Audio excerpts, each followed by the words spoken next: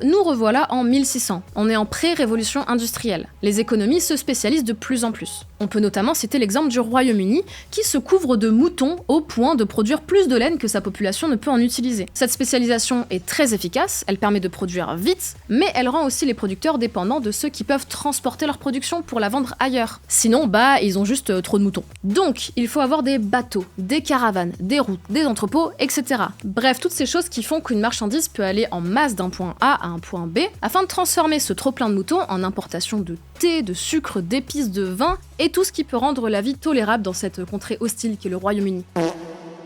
Les marchands deviennent essentiels et ils commencent à s'enrichir sérieusement. Mais leurs entreprises commerciales sont en train de changer avec l'extension de routes maritimes entre l'Afrique, l'Asie et l'Europe. Ça les oblige à créer des comptoirs sur les côtes africaines et indiennes. Ces comptoirs sont des entrepôts pour ravitailler les navires et les équipages. Ils sont rarement établis avec le consentement éclairé de la population locale, donc il faut imaginer des ports forteresses armés. D'abord pour se protéger des autochtones et puis pour les dominer et les faire travailler dans des industries pour ravitailler les navires ou pour produire des marchandises comme du sucre, du thé ou des épices. On peut ici mentionner l'exemple de la Compagnie française de l'Orient qui, depuis le fort Dauphin, exploitait l'île de Madagascar ainsi que celle de la Réunion. Mais les armes des marchands ne sont pas uniquement dirigées vers les populations locales. Oui, parce que tout le monde est un petit peu en guerre avec son voisin. Prenons la France par exemple, en guerre contre les Anglais. Elle doit forcément mettre des canons et des soldats sur ses navires marchands pour les protéger. Et pour y arriver, plutôt que d'intervenir directement, on peut faire passer une loi qui dit que le marchand français qui capture un bateau britannique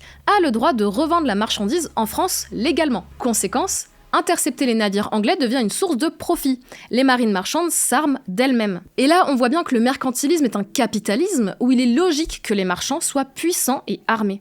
Mais du coup, dans un monde où on peut se faire intercepter ces bateaux de commerce, les compagnies marchandes et les États qui sont derrière ont tout intérêt à en faire des monopoles géants et tout-puissants. Si je suis une petite PME avec 5 bateaux et que j'en perds un, je fais faillite. Et puis de toute façon, j'ai pas les moyens de me payer des gros canons et des mercenaires pour me protéger ou même attaquer. Mais si je deviens une méga entreprise géante, là c'est bon. Je peux me permettre de perdre un bateau de temps en temps et d'armer ma flotte. C'est la période des compagnies des Indes orientales. Chaque État-nation colonial va lancer son entreprise, qui a un monopole voulu par l'État, pour commercer avec l'Inde ou d'autres territoires. Les Pays-Bas, l'Espagne, la France, le Danemark, la Suède ont chacun une entreprise. Chacune a un monopole national et cherche à dominer les autres. Mais qui dit marchand en position de monopole dit industriel, producteur, agriculteur et aussi consommateur qui leur sont soumis.